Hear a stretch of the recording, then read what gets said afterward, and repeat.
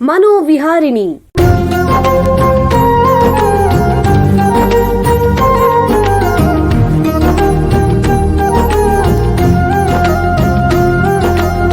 ಬೆಂಗಳೂರಿನ ನಿಮ್ಹಾನ್ಸ್ ವತಿಯಿಂದ ಮಾನಸಿಕ ಆರೋಗ್ಯ ಮತ್ತು ನರವಿಜ್ಞಾನ ಕುರಿತ ಪ್ರಾಯೋಜಿತ ಶಿಕ್ಷಣ ಮಾಲಿಕೆ. ಸಹಯೋಗ ಡಾಕ್ಟರ್ ರಾಮಚಂದ್ರ ಎನ್ ಮೂರ್ತಿ, ಮಾನಸಿಕ ಆರೋಗ್ಯ ಮತ್ತು ನರವಿಜ್ಞಾನ ಪ್ರತಿಷ್ಠಾನ, ನಿಮ್ಹಾನ್ಸ್. ಕೇಳಿ ಮಾನಸಿಕ ಆರೋಗ್ಯ ಮತ್ತು ನರವಿಜ್ಞಾನ ಕುರಿತ ಮಾಲಿಕೆ ಮನೋವಿಹಾರಿಣಿ. ನಮಸ್ಕಾರ ಶ್ರೋತೃಗಳೇ, ನಿಮಗೆಲ್ಲರಿಗೂ ಮನೋವಿಹಾರಣೆ ಶಿಕ್ಷಣ ಮಾಲಿಕೆಯ ಈ ಸಂಚಿಕೆಗೆ ಆತ್ಮೀಯ ಸ್ವಾಗತ. ಹಿಂದಿನ ಸಂಚಿಕೆಗಳಲ್ಲಿ ಮೆದುಳಿನ ಕಾಯಿಲೆ ಇರುವ ಮಕ್ಕಳಲ್ಲಿ ಹಾಗೂ ವಯಸ್ಕರಲ್ಲಿ ಕಂಡುಬರುವಂತಹ ಸಂವಹನ ಸಮಸ್ಯೆಗಳು ಅಂದರೆ ಕಮ್ಯುನಿಕೇಷನ್ ಡಿಫಿಕಲ್ಟೀಸ್ ಬಗ್ಗೆ ತಿಳ್ಕೊಂಡ್ವಿ. ಇಂದಿನಿಂದ ಮುಂದಿನ ಸಂಚಿಕೆಗಳಲ್ಲಿ ಇತ್ತೀಚೆಗೆ ಹೆಚ್ಚಾಗುತ್ತಿರುವಂತಹ ಅಸ್ವಸ್ಥತೆಯ ಬಗ್ಗೆ ತಿಳ್ಕೊಳ್ಳೋಣ. ಅಂತಾರಾಷ್ಟ್ರೀಯ ವಿಮಾನ ನಿಲ್ದಾಣದಲ್ಲಿ ಮಾದಕ ದ್ರವ್ಯಗಳ ಕಳ್ಳ ಸಾಗಾಣಿಕೆ, ಲಕ್ಷಾಂತರ ರೂಪಾಯಿ ಬೆಲೆ ಬಾಳುವ ದ್ರವ್ಯ ಪೊಲೀಸರ ವಶಕ್ಕೆ. ಕಾಲೇಜಿನ ವಿದ್ಯಾರ್ಥಿಗಳಿಗೆ ಮಾದಕ ದ್ರವ್ಯವನ್ನು ಮಾರಾಟ ಮಾಡುತ್ತಿದ್ದ ಜಾಲವನ್ನು ಭೇದಿಸಿದ ಪೊಲೀಸರು, ತಪ್ಪಿತಸ್ಥರ ಬಂಧನ. ನಗರದ ಹೊರವಲಯದ ತೋಟದ ಮನೆಯಲ್ಲಿ ತಡರಾತ್ರಿಯವರೆಗೂ ನಡೆಯುತ್ತಿದ್ದ ಮಾದಕ ದ್ರವ್ಯದ ಪಾರ್ಟಿ, ಪೊಲೀಸರಿಂದ ದಾಳಿ. ದಿನ ಬೆಳಗಾದರೆ ಈ ರೀತಿ ಸುದ್ದಿ ಸರ್ವೇ ಸಾಮಾನ್ಯ. ಮಾದಕ ದ್ರವ್ಯ ಕುರಿತ ಘಟನೆಗಳು ಇತ್ತೀಚೆಗೆ ಹೆಚ್ಚಾಗುತ್ತಲೇ ಇವೆ. ಮಾದಕ ದ್ರವ್ಯ ಅಂದ ಕೂಡಲೇ ಸಮಾಜದಲ್ಲಿ ಏಕೆ ಕಳವಳ, ವಿದ್ಯಾರ್ಥಿಗಳ ಪೋಷಕರಲ್ಲಿ ಏಕೆ ಆತಂಕ, ಆರಕ್ಷಕರು, ನ್ಯಾಯವಾದಿಗಳು, ಸತ್ಪ್ರಜೆಗಳು ಏಕೆ ಜಾಗರೂಕರಾಗುತ್ತಾರೆ? ಏಕೆಂದರೆ ಮಾದಕ ದ್ರವ್ಯದ ವ್ಯಸನ ಅನ್ನೋದು ಒಂದು ಸಾಮಾಜಿಕ ಪಿಡುಗು. ಸಮಾಜಘಾತಕ ಕೆಲಸಗಳನ್ನು ಹುಟ್ಟುಹಾಕುತ್ತವೆ. ಜನರಲ್ಲಿ ದೈಹಿಕ ಮತ್ತು ಮಾನಸಿಕ ಆರೋಗ್ಯದ ಸಮಸ್ಯೆಗಳು, ಅಪರಾಧ, ಕ್ರೌರ್ಯ, ಕೌಟುಂಬಿಕ ಕಲಹ ಮುಂತಾದವುಗಳನ್ನು ಹೆಚ್ಚು ಮಾಡುತ್ತವೆ. ವಿದ್ಯಾರ್ಥಿಗಳ ಶಿಕ್ಷಣ ಮತ್ತು ಭವಿಷ್ಯದ ಮೇಲೆ ತೀವ್ರ ಪರಿಣಾಮ ಉಂಟು ಮಾಡುತ್ತದೆ. ಇಷ್ಟಕ್ಕೂ ಈ ಮಾದಕ ದ್ರವ್ಯಗಳು ಅಂದ್ರೇನು, ಅದರ ಬಳಕೆ ಚಟಕ್ಕೆ ಸಂಬಂಧಿಸಿದ ಅಸ್ವಸ್ಥತೆ ಎಂದರೇನು, ಇದು ಯಾಕೆ ಉಂಟಾಗುತ್ತೆ, ಇದರಿಂದ ವ್ಯಕ್ತಿಯ ದೈಹಿಕ ಮತ್ತು ಮಾನಸಿಕ ಆರೋಗ್ಯದ ಮೇಲಾಗುವ ಪರಿಣಾಮಗಳೇನು, ಇವುಗಳ ಬಗ್ಗೆ ಇವತ್ತು ತಜ್ಞರಿಂದ ಹೆಚ್ಚಿನ ಮಾಹಿತಿ ಪಡ್ಕೊಳ್ಳೋಣ. ಮನೋವೈದ್ಯಕೀಯ ಶಾಸ್ತ್ರ ಕ್ಷೇತ್ರದಲ್ಲಿ ಸುಮಾರು 35 ವರ್ಷಗಳಿಂದ ವೈದ್ಯಕೀಯ ಸೇವೆ ಮತ್ತು ಸಂಶೋಧನೆ ಮಾಡುತ್ತಿರುವಂತಹ ನಿಮ್ಹಾನ್ಸ್ ಸಂಸ್ಥೆಯ ಸೈಕ್ಯಾಟ್ರಿ ವಿಭಾಗದ ಹಿರಿಯ ಪ್ರಾಧ್ಯಾಪಕರು ಹಾಗೂ ಸಂಸ್ಥೆಯ ನಿರ್ದೇಶಕರು ಆಗಿರುವಂತಹ ಡಾಕ್ಟರ್ ಪ್ರತಿಮಾ ಮೂರ್ತಿ ಅವರು ಬಂದಿದ್ದಾರೆ. ಅವ್ರನ್ನ ಸ್ವಾಗತಿಸೋಣ. ನಮಸ್ಕಾರ ಮೇಡಮ್. ನಮಸ್ಕಾರ. ನಿಮಗೆ ಈ ಕಾರ್ಯಕ್ರಮಕ್ಕೆ ಸ್ವಾಗತ. ಡಾಕ್ಟ್ರೇ, ನಿಮಗೆ ಮೊದಲನೇ ಪ್ರಶ್ನೆ ಏನು ಅಂತಂದ್ರೆ, ಈ ಮಾದಕ ದ್ರವ್ಯಗಳು ಅಂದ್ರೆ ಏನು, ಅವುಗಳಲ್ಲಿ ಅತ್ಯಂತ ಸಾಮಾನ್ಯವಾದವು ಯಾವುವು, ದಯವಿಟ್ಟು ತಿಳಿಸಿ. ಈ ಮಾದಕ ದ್ರವ್ಯಗಳು ಅಂತ ಹೇಳಿದ್ರೆ ಮೆದುಳಿನ ಮೇಲೆ ಒಂದು ಪರಿಣಾಮ ಬೀರುವಂತ ದ್ರವ್ಯಗಳು. ಅದರಲ್ಲಿ ಮುಖ್ಯವಾಗಿ 2 ತರ ಅಂತ ಹೇಳ್ತೀವಿ ನಾವು. ಲೀಗಲ್ ಸಬ್ಸ್ಟೆನ್ಸಸ್, ಅದೇ ರೀತಿ ಇಲ್ಲೀಗಲ್ ಸಬ್ಸ್ಟೆನ್ಸಸ್, ಅಂದ್ರೆ ಕಾನೂನಿನ ವಿರುದ್ಧವಾಗಿ ಬರುವಂತ ದ್ರವ್ಯಗಳು. ಲೀಗಲ್ ಸಬ್ಸ್ಟೆನ್ಸಸ್ ಅಂತ ಹೇಳಿದ್ರೆ ಮುಖ್ಯವಾಗಿ ಮದ್ಯ ಹಾಗೆ ತಂಬಾಕು. ಈ ಇಲ್ಲೀಗಲ್ ಸಬ್ಸ್ಟೆನ್ಸಸ್ ಅಲ್ಲಿ ಒಂದು ಮುಖ್ಯವಾದ ಗಾಂಜಾ ಅಂತ ನೀವು ಕೇಳಿರ್ಬೋದು. ಗಾಂಜಾ ಇತ್ಯಾದಿ ಕೆನಾಬಿನಾಯ್ಡ್ಸ್ ಅಂತ ಹೇಳಿ, ಓಪಿಯಾಯ್ಡ್ಸ್ ಅಂತ ಹೇಳಿ ಅಂತ ಹೇಳಿದ್ರೆ ಹೆರೋಯಿನ್ ಇರಬಹುದು, ಹಾಗೆ ಮಾರ್ಫಿನ್ ಅಂಡ್ ಇಟ್ಸ್ ಡೆರಿವೇಟಿವ್ಸ್ ಇರಬಹುದು, ಆ ಥರ. ಮೂರನೇದು ಸ್ಟಿಮ್ಯುಲೆಂಟ್ಸ್ ಅಂತ, ಸ್ಪೀಡ್ ಅಂತ, ಆಂಫೆಟಮಿನ್ಸ್ ಅಂತ, ಆ ಥರ ದ್ರವ್ಯಗಳು. ಅದೇ ತರ ಮೂಸುವ ದ್ರವ್ಯಗಳು, ಇನ್ಹೇಲೆಂಟ್ಸ್ ಅಂತ ನಾವೇನು ಹೇಳ್ತೀವಿ, ಇದೆಲ್ಲಾನು ನಾವು ಇಂಟಾಕ್ಸಿಕೇಟಿಂಗ್ ಸಬ್ಸ್ಟೆನ್ಸಸ್ ಅಂತ ಹೇಳಬಹುದು. ಈ ಮಾದಕ ವಸ್ತುಗಳ ಬಳಕೆ, ಮಾದಕ ವಸ್ತುಗಳ ದುರುಪಯೋಗ ಮತ್ತು ವ್ಯಸನ, ಇವುಗಳ ನಡುವೆ ಏನು ವ್ಯತ್ಯಾಸ ಇದೆ? ಇದು ಯಾವಾಗ ಒಂದು ಡಿಸಾರ್ಡರ್ ಅಥವಾ ಅಸ್ವಸ್ಥತೆ ಆಗುತ್ತೆ, ದಯವಿಟ್ಟು ತಿಳಿಸಿ. ಈಗಿನ ಸಂಶೋಧನೆಯ ಪ್ರಕಾರ ಕೆಲವು ದ್ರವ್ಯಗಳು ಯಾವ ಒಂದು ಹಂತದಲ್ಲಿ ಯೂಸ್ ಮಾಡಿದ್ರೂ ಕೂಡ ಅದು ದುರುಪಯೋಗ ಅಂತ ಹೇಳ್ಬೋದು.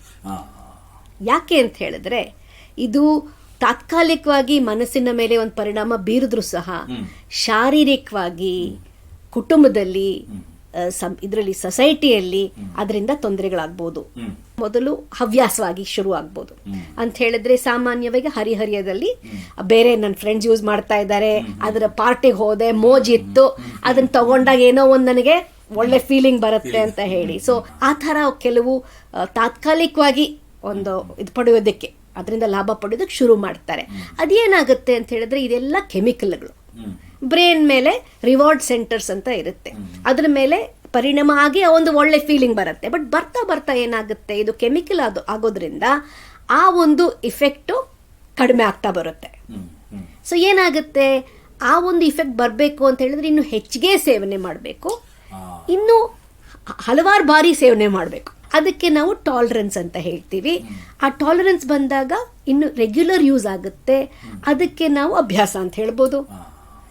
ಆ್ಯಂಡ್ ಏನಾಗುತ್ತೆ ಅಂತ ಹೇಳಿದ್ರೆ, ಈ ಅಭ್ಯಾಸ ಹೇಗೆ ಒಂದು ಚಟವಾಗಿ ಇದು ಚೇಂಜ್ ಆಗುತ್ತೆ ಅಂತ ಹೇಳಿದ್ರೆ, ಆ ವ್ಯಕ್ತಿಗೆ ಅದನ್ನು ಸೇವಿಸದೇ ಇದ್ದಾಗ ವಿತ್ಡ್ರಾಲ್ ಸಿಂಪ್ಟಮ್ಸ್ ಬರುತ್ತೆ. ಅದನ್ನು ತಗೋಬೇಕು ಅನ್ನೋ ಸೆಳೆತ ಬರುತ್ತೆ, ನಿದ್ರೆ ಬರದೇ ಇರ್ಬೋದು, ಆತಂಕ ಆಗ್ಬೋದು. ಆವಾಗ ಏನು ಅನಿಸುತ್ತೆ ಅಂತ ಹೇಳಿದ್ರೆ ಅದನ್ನು ತಗೊಂಡ್ಬಿಟ್ರೆ ಸರಿ ಹೋಯ್ತು ಅಂತ. ಬಟ್ ನಾ ಇದನ್ನು ಏನು ಹೇಳ್ತೀನಿ ಅಂತ ಹೇಳಿದ್ರೆ, ಇದು ವೈಟ್ ಪೆಟ್ರೋಲ್ ಇದ್ದಾಗೆ. ವಾಹನ ಚಾಲನೆ ಆಗ್ಬೋದು, ಬಟ್ ಎಂಜಿನ್ ಕೆಟ್ಟೋಗುತ್ತೆ. ಯಾವುದೇ ವಯಸ್ಸಿನಲ್ಲಿ ಮತ್ತು ಹಿನ್ನೆಲೆಯಲ್ಲಿ ಯಾರಿಗಾದರೂ ಈ ಮಾದಕ ವಸ್ತುಗಳ ಅಸ್ವಸ್ಥತೆ ಆಗಬಹುದೇ? ಯಾರಿಗಾದರೂ ಯಾವ ವಯಸ್ಸಿನಲ್ಲಿ ಶುರು ಮಾಡಿಕೊಂಡ್ರು, ಮಹಿಳೆಯಾಗಿರಲಿ ಮಹನೀಯರಾಗಿರಲಿ, ಯಾರಿಗಾದರೂ ಇದರಿಂದ ತೊಂದರೆಗಳಾಗೋದು ಸಹಜ. ಏನು ಅಂತ ಹೇಳಿದ್ರೆ, ಚಿಕ್ಕ ವಯಸ್ಸಿನಲ್ಲಿ ಶುರು ಮಾಡಿಕೊಂಡಷ್ಟು ಇನ್ನೂ ಹೆಚ್ಚು ಹಾನಿಕರ. ಅಂದರೆ ದಯವಿಟ್ಟು ಚಿಕ್ಕ ವಯಸ್ಸಿನಲ್ಲಿ ಮೆದುಳು ಡೆವಲಪ್ ಆಗ್ತಾ ಇದ್ದಾಗ ಆ ಮಕ್ಕಳಲ್ಲಿ ಡೆಫಿನೆಟ್ ಆಗಿ ಇದನ್ನು ಯಾವುದೂ ಸೇವನೆ ಮಾಡೋದು ಉಚಿತವಲ್ಲ, ಯಾರಿಗೂ ಉಚಿತವಲ್ಲ. ಬಟ್ ಪರ್ಟಿಕ್ಯುಲರ್ಲಿ ಚಿಕ್ಕ ಮಕ್ಕಳಲ್ಲಿ ಅಥವಾ ಹರಿಹರಿಯದಲ್ಲಿ ಇದನ್ನ ಶುರು ಮಾಡ್ಕೊಳ್ಳೋದು ಒಳ್ಳೇದಲ್ಲ. ಭಾರತಕ್ಕೆ ಹೋಲಿಸಿದ್ರೆ, ಪ್ರಪಂಚದ ವಿವಿಧ ಭಾಗಗಳಿಗೆ ಹೋಲಿಸಿದ್ರೆ ಈ ಮಾದಕ ವಸ್ತುಗಳ ಬಳಕೆ ಅಸ್ವಸ್ಥತೆ ಅನ್ನೋದ ಪ್ರಮಾಣ ಎಷ್ಟಿದೆ? ಬೇರೆ ದೇಶಗಳಲ್ಲಿ ನೋಡಿದಾಗ ಏನಾಗಿದೆ ಅಂತ ಹೇಳಿದ್ರೆ, ಹೆಣ್ಮಕ್ಳಲ್ಲೂ ಗಂಡು ಮಕ್ಕಳಲ್ಲೂ ಇದ್ದ ಒಂದು ವ್ಯತ್ಯಾಸಗಳು ಕಡಿಮೆ ಆಗ್ತಾ ಇದೆ ಅಂತ ಹೇಳಿದ್ರೆ, ಈ ಇಂಜೆಕ್ಟಿಂಗ್ ಡ್ರಗ್ ಯೂಸ್ ಅಂತ ನಾವೇನು ಹೇಳ್ತೀವಿ, ಅಥವಾ ಡ್ರಗ್ ಯೂಸ್ ವಿತ್ ಪಾರ್ಟ್ನರ್ಸ್ ಅಂತ ನಾವೇನು ಹೇಳ್ತೀವಿ, ಬಹಳ ಬೇಗ ಬೇರೆ ದೇಶಗಳಲ್ಲಿ ಶುರು ಆಗ್ತಾ ಇದೆ. ಅಷ್ಟು ಪ್ರಮಾಣದಲ್ಲಿ ನಮ್ಮ ದೇಶದಲ್ಲಿ ಇನ್ನೂ ಇಲ್ಲ. ನಮ್ಮ ದೇಶದಲ್ಲಿ ಹೆಚ್ಚಾಗಿ ತಂಬಾಕು ಮತ್ತು ಮದ್ಯದ ವ್ಯಸನ ಹೆಚ್ಚು ಬೇರೆ ಡ್ರಗ್ಸ್ ಕಂಪೇರ್ ಮಾಡಿದ್ರೆ. ಒಂದು ಮುಖ್ಯವಾದ ಅಂಶ ನಾವೇನು ಅರ್ಥ ಮಾಡ್ಕೊಳ್ಬೇಕು ಅಂತ, ತಂಬಾಕು ಸೇವನೆ global adult tobacco survey 1 and 2 ಅಂತ ಹೋದ 10 ವರ್ಷದಲ್ಲಿ ನಡೆದಿದೆ. ತಂಬಾಕು ಸೇವನೆ ಸ್ವಲ್ಪ ಕಡಿಮೆ ಆಗಿದೆ, 7% ಅಷ್ಟು ಕಡಿಮೆ ಆಗಿದೆ. ಬಟ್ ಮದ್ಯದ ಸೇವನೆ ಇನ್ನೂ ಚಿಕ್ಕ ವಯಸ್ಸಿನಲ್ಲಿ ಶುರುವಾಗಿರೋದು ನಾವು ಆ ಟ್ರೆಂಡನ್ನು ನೋಡ್ಬೋದು. ಸೊ ಮದ್ಯ ಮತ್ತು ತಂಬಾಕುವಿನ ಆದಮೇಲೆ ಗಂಜಾ ಮತ್ತು opioids and other pain killers ಅಂತ ಹೇಳ್ಬೋದು, ಅದರ ಸೇವನೆ. ಬಟ್ ಈಗ ಪಾಲಿ ಸಬ್ಸ್ಟೆನ್ಸ್ ಯೂಸ್ ಅಂತ ಹೇಳಿದ್ರೆ ಬೇರೆ ಬೇರೆ ಥರ ದ್ರವಗಳನ್ನು ಯೂಸ್ ಮಾಡೋದು, ಆ್ಯಂಡ್ ಪ್ಲಸ್ ಈ ಥರ ಕೋಕೇನ್ ಇರಬಹುದು, ಸ್ಟಿಮ್ಯುಲೆಂಟ್ಸ್ ಇರ್ಬೋದು, ಅದು ಸಹ ಈ ಪಾರ್ಟಿ ಡ್ರಗ್ಸ್ ಅಂತ ನಾವೇನು ಹೇಳ್ತೀವಿ, ಅದು ಕೂಡ ನಾವು ಹೆಚ್ಚಾಗಿ ನೋಡ್ತಾ ಇದ್ದೀವಿ. ಪುರುಷರಲ್ಲಿ ಹೆಚ್ಚಾಗಿದೆಯೋ ಮಹಿಳೆಯರಲ್ಲಿ ಹೆಚ್ಚಾಗಿದೆ ಈ ಅಸ್ವಸ್ಥತೆ? ಈ ಅಸ್ವಸ್ಥತೆ ಹಿಂದಿನಿಂದ ನೋಡಿದಾಗೆ ಹೆಚ್ಚಾಗಿ ಪುರುಷರಲ್ಲಿ ಕಾಣಿಸ್ತಾ ಇತ್ತು. ಇನ್ಫ್ಯಾಕ್ಟ್ ನೀವು ತಂಬಾಕು ಸೇವನೆ ತಗೊಳ್ಳಿ, ಗಂಡಸರಲ್ಲಿ 30% ಹಾಗಿದ್ರೆ ಧೂಮಪಾನ ಮಾಡೋದು ಬರೀ 2% ಅಲ್ಲಿತ್ತು ಮಹಿಳೆಯರಲ್ಲಿ. ಆದರೆ ಜಗಿಯುವ ತಂಬಾಕು ಮಹಿಳೆಯರಲ್ಲಿ ಹೆಚ್ಚಾಗಿತ್ತು. ಬೇರೆ ದ್ರವ್ಯಗಳನ್ನು ತಗೊಂಡ್ರೆ ಸಾಮಾನ್ಯವಾಗಿ ಅದು ಹೆಚ್ಚು ಪುರುಷರಲ್ಲಿ ಕಾಣಿಸ್ಕೊಂಡು ಬರುತ್ತೆ. ಬಟ್ ಇತ್ತೀಚೆಗೆ ಮಹಿಳೆಯರು ಸಹ ಈ ಥರ ಒಂದು ಓಪಿಯಾಯ್ಡ್ ಅಡಿಕ್ಷನ್ಗಾಗಲಿ ಬೇರೆ ಥರ ಡ್ರಗ್ಸನ್ನು ಯೂಸ್ ಮಾಡಿಕೊಂಡು ಅದರಿಂದ ತೊಂದರೆಗಳು ಪಡ್ಕೊಂಡಾಗಲಿ ಬರ್ತಾ ಇದ್ದಾರೆ. ಗರ್ಭಿಣಿ ಮಹಿಳೆಯರು ಏನಾದರೂ ಈ ಥರ ಮದ್ಯ, ತಂಬಾಕು, ಮಾದಕ ವಸ್ತುವಿನ ಸೇವನೆ ಮಾಡಿದ್ರೆ ಹುಟ್ಟುವ ಶಿಶುವಿನ ಮೇಲೆ ಪರಿಣಾಮ ಆಗಬಹುದು. ಮತ್ತು ಈ ನಗರ ಪ್ರದೇಶಗಳು ಮತ್ತು ಗ್ರಾಮೀಣ ಪ್ರದೇಶಗಳಿಗೆ ಹೋಲಿಸಿದ್ರೆ ಯಾರಲ್ಲಿ ಹೆಚ್ಚು ಇದು? ಮದ್ಯ ಮತ್ತು ತಂಬಾಕು ಅರ್ಬನ್ನಲ್ಲೂ ಇದೆ, ರೂರಲ್ಲೂ ಇದೆ. ಈ ಕೆಲವು ಬೇರೆ ತರ ವಸ್ತುಗಳು, ದ್ರವ್ಯದ ವಸ್ತುಗಳು ದೊಡ್ಡ ಒಂದು ಸಿಟೀಸಲ್ಲಿ ಹೆಚ್ಚಾಗಿ ಕಾಣಿಸ್ಕೊಳ್ಬಹುದು. ಈಗ ಒಂದು ಸಣ್ಣ ವಿರಾಮ ತಗೊಳ್ಳೋಣ. ನಂತರ ಮಾದಕ ವಸ್ತುಗಳ ಬಳಕೆ ಅಸ್ವಸ್ಥತೆ ಬಗ್ಗೆ ಚರ್ಚೆಯನ್ನು ಮುಂದುವರಿಸೋಣ. ಬೆಂಗಳೂರಿನ ನಿಮ್ಹಾನ್ಸ್ ಮಾನಸಿಕ ಆರೋಗ್ಯ ಮತ್ತು ನರವಿಜ್ಞಾನ ಕ್ಷೇತ್ರದಲ್ಲಿ ಹೆಸರುವಾಸಿ. ಶ್ರೇಷ್ಠ ಮಟ್ಟದ ಔಷಧೋಪಚಾರ, ಸಂಶೋಧನೆ ಮತ್ತು ತರಬೇತಿ ಇವೇ ನಿಮ್ಹಾನ್ಸ್ನ ಪ್ರಮುಖ ಧ್ಯೇಯಗಳು. ದೇಶದ ವಿವಿಧ ಭಾಗಗಳಿಂದ ಬರುವ ಲಕ್ಷಾಂತರ ಜನರಿಗೆ ಚಿಕಿತ್ಸೆ ನೀಡುವ ನಿಮ್ಹಾನ್ಸ್ಗೆ ರಾಷ್ಟ್ರೀಯ ಪ್ರಾಮುಖ್ಯತಾ ಸಂಸ್ಥೆ ಎಂಬ ಗೌರವ. ಚಿಕಿತ್ಸೆ ಮತ್ತು ವೈದ್ಯಕೀಯ ಸೇವೆಗಳ ಜೊತೆಯಲ್ಲಿ ನರರೋಗ ಮತ್ತು ಮನೋವೈದ್ಯಕೀಯ ಪುನರ್ವಸತಿ ಸೇವೆಗಳು, ಸಮುದಾಯ ಮಟ್ಟದ ಆರೋಗ್ಯ ಕಾರ್ಯಕ್ರಮಗಳನ್ನು ನಡೆಸುವುದು ಹಾಗೂ ಜನಜಾಗೃತಿ ಮೂಡಿಸುವ ಕೆಲಸಗಳಲ್ಲಿ ಸಕ್ರಿಯವಾಗಿದೆ ನಿಮ್ಹಾನ್ಸ್. ಈ ನಿಟ್ಟಿನಲ್ಲಿ ಆಕಾಶವಾಣಿಯ ಶ್ರೋತೃಗಳಿಗೆ ನರಮಂಡಲ ಮತ್ತು ಮಾನಸಿಕ ಆರೋಗ್ಯದ ಬಗ್ಗೆ ಉಪಯುಕ್ತ ಮಾಹಿತಿ ನೀಡುವುದೇ ಡಾಕ್ಟರ್ ರಾಮಚಂದ್ರ ಎನ್ ಮೂರ್ತಿ ಮಾನಸಿಕ ಆರೋಗ್ಯ ಮತ್ತು ನರವಿಜ್ಞಾನ ಪ್ರತಿಷ್ಠಾನ ನಿಮ್ಹಾನ್ಸ್ನ ಸಹಯೋಗದೊಂದಿಗೆ ಮೂಡಿಬರುತ್ತಿರುವ ಈ ಮನೋವಿಹಾರಿಣಿ ಶಿಕ್ಷಣ ಮಾಲಿಕೆಯ ಮೂಲ ಉದ್ದೇಶ. ವಿರಾಮದ ನಂತರ ಮನೋವಿಹಾರಿಣಿ ಈ ಸಂಚಿಕೆಗೆ ನಿಮಗೆಲ್ಲರಿಗೂ ಮತ್ತೊಮ್ಮೆ ಸ್ವಾಗತ. ವಿರಾಮಕ್ಕೆ ಮುಂಚೆ ಮಾದಕ ವಸ್ತುಗಳ ಬಳಕೆಯ ಅಸ್ವಸ್ಥತೆ ಬಗ್ಗೆ ನಿಮ್ಹಾನ್ಸ್ನ ತಜ್ಞರಾದ ಡಾಕ್ಟರ್ ಪ್ರತಿಮಾ ಮೂರ್ತಿ ಅವರ ಹತ್ರ ಮಾತಾಡ್ತಾ ಇದ್ವಿ. ಈಗ ಈ ಚರ್ಚೆಯನ್ನು ಮುಂದುವರಿಸೋಣ. ಡಾಕ್ಟ್ರೇ, ಈ ಮಾದಕ ವಸ್ತುಗಳ ಬಳಕೆಯ ಅಸ್ವಸ್ಥತೆ ಮತ್ತು ವ್ಯಸನದ ಲಕ್ಷಣಗಳು ಮತ್ತು ಎಚ್ಚರಿಕೆ ಚಿಹ್ನೆಗಳು, ವಾರ್ನಿಂಗ್ ಸೈನ್ಸ್ ಯಾವುದಿರುತ್ತೆ? ವ್ಯಕ್ತಿಯ ದೈಹಿಕ ಮತ್ತು ಮಾನಸಿಕ ಆರೋಗ್ಯದ ಮೇಲೆ ಯಾವ ರೀತಿ ಪರಿಣಾಮ ಬೀರುತ್ತೆ? ಮದ್ಯದ ಒಂದು ಮುಖ್ಯವಾದ ಮೊದಲನೇ ವಾರ್ನಿಂಗ್ ಸಿಗ್ನಲ್ ಏನಂತ ಹೇಳಿದ್ರೆ ಹೆಚ್ಚಿನ ಸೇವನೆ. ಮೆದುಳಿನಲ್ಲಿ ಲಿಮಿಟ್ ಅಲ್ಲಿ ತಗೊಂಡಾಗ ಏನ್ ಎಫೆಕ್ಟ್ ಆಗ್ತಾ ಇತ್ತೋ ಆ ಎಫೆಕ್ಟ್ ನಿಂತು ಹೋಗುತ್ತೆ. ಸೊ ಆ ಎಫೆಕ್ಟ್ ಬರೋದಕ್ಕೋಸ್ಕರ, ಒಂದು ಫೀಲಿಂಗ್ ಬರೋದಕ್ಕೋಸ್ಕರ ಇನ್ನು ಹೆಚ್ಚು ಮಾಡ್ಕೊಳ್ಬೇಕು. ಇನ್ನೊಂದು ಆ ಪ್ಯಾಟರ್ನ್ಸ್ ಆಫ್ ಯೂಸ್ ಅಂತ ಹೇಳಿದ್ನಲ್ಲ, ಮೊದಲು ಯಾವತ್ತೋ ಒಂದ್ಸರಿ ಯೂಸ್ ಮಾಡ್ತಾ ಇದ್ದಿದ್ದು ದಿನನಿತ್ಯ ಆಗೋದು, ಬೆಳಗಿನ ಹೊತ್ತು ತಗೊಳ್ಬೇಕು ಅಂತ ಅನ್ಸೋದು, ಕೆಲಸದ ಮೇಲೆ ಬೇರೆ ಒಂದು ಏನ್ ಜವಾಬ್ದಾರಿಗಳಿದೆ ಅದ್ರ ಮೇಲೆ ನಿಗಾ ಕಡಿಮೆ ಆಗೋದು, ಕೌಟುಂಬಿಕ ಸಮಸ್ಯೆಗಳಾಗೋದು, ದೌರ್ಜನ್ಯ ಮಾಡೋದು. ಮೂರನೇದೇನಂತ ಹೇಳಿದ್ರೆ ಶಾರೀರಿಕವಾಗಿ ತೊಂದರೆ ಆಗೋದು. ಹೇಗೆ ಮದ್ಯದಿಂದ ಲಿವರ್ ಮೇಲೆ, ಹೃದಯದ ಮೇಲೆ, ಪ್ರತಿಯೊಂದು ಅಂಗದ ಮೇಲೆ ತೊಂದರೆಗಳಾಗ್ಬೋದು, ನರದ ಮೇಲೆ, ಮೆದುಳಿನ ಮೇಲೆ. ಅದೇ ರೀತಿ ತಂಬಾಕು ಸೇವನೆ ಮಾಡೋದಂಗೆ ಈಗ ಎಲ್ರಿಗೂ ಗೊತ್ತು, ಕ್ಯಾನ್ಸರ್ಗಳು ಬರುತ್ತೆ, ಸೆಕ್ಷುವಲ್ ಪ್ರಾಬ್ಲಮ್ಸ್ ಬರುತ್ತೆ. ಅದೇ ರೀತಿ ಈ ಥರ ಒಂದು ಬೇರೆ ಥರ ದ್ರವ್ಯಗಳು, ಅದರಿಂದ ಕೂಡ ನರಗಳಿಗೆ ತೊಂದರೆ ಆಗೋದು. IV ಡ್ರಗ್ ಯೂಸ್ ಮಾಡಿದ್ರೆ ಇನ್ಫೆಕ್ಷನ್ಗೆ ಹೆಚ್ಚು ಒಳಗಾಗೋದು, HIV, ಹೆಪಟೈಟಿಸ್ ಅಂತ ಹೇಳ್ತಾ ಇದ್ದೀವಿ. TB ಪ್ರಮಾಣ, ರೆಸಿಸ್ಟೆಂಟ್ TB ಅನ್ನೋದು ಹೆಚ್ಚಾಗ್ಬೋದು. ಸಾಲ್ವೆಂಟ್ಸ್ ಮೂಸೋದ್ರಿಂದ ಬರೀ ಮೂಗು ಬಾಯಿನಲ್ಲಿ ಮಾತ್ರ ಅಲ್ಲ, ಇಡೀ ಒಂದು ಜಠರದಲ್ಲಿ ತೊಂದರೆ ಆಗ್ಬೋದು, ಲಿವರ್ಗೆ ತೊಂದರೆ ಆಗ್ಬೋದು, ಕಿಡ್ನಿಗೆ ತೊಂದರೆ ಆಗ್ಬೋದು, ನರಕ್ಕೆ ತೊಂದರೆ ಆಗ್ಬೋದು.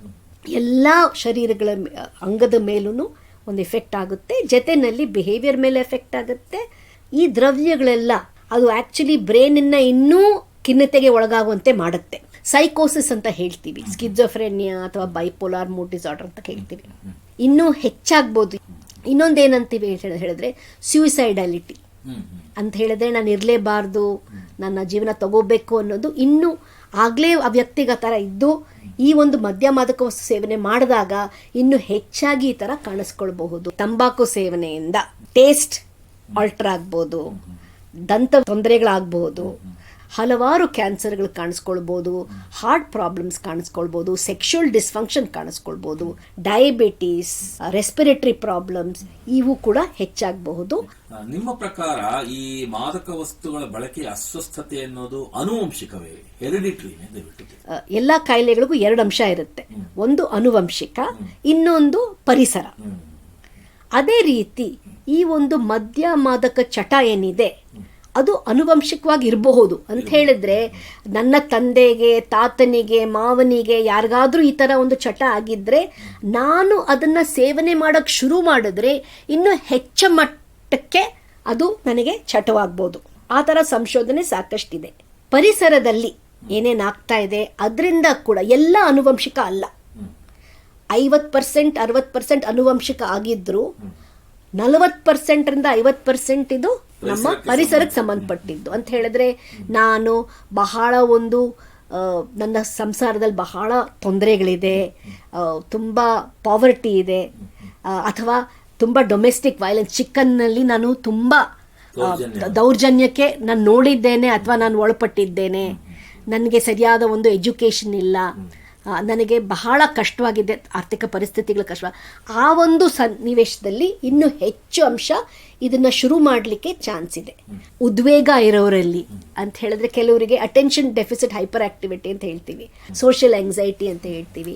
ಈ ಥರ ವ್ಯಕ್ತಿಗಳಲ್ಲೂ ಇನ್ನೂ ಹೆಚ್ಚು ಮಟ್ಟದಲ್ಲಿ ಈ ಮದ್ಯ ಮಾದಕ ವಸ್ತು ಸೇವನೆ ಜಾಸ್ತಿ ಆಗ್ಬೋದು. ಬಹಳ ಉಪಯುಕ್ತ ಮಾಹಿತಿ ನೀಡಿದಿರಾ. ನೋಡಿ, ನಿಮ್ಮ ಹತ್ರ ಮಾತಾಡ್ತಾ ಕಾಲ ಕಳೆದಿದ್ದೇ ಗೊತ್ತಾಗ್ಲಿಲ್ಲ. ಇಲ್ಲಿಗೆ ಈ ಸಂಚಿಕೆ ಮುಗಿಸುವಂತ ಸಮಯ ಆಗ್ತಿದೆ.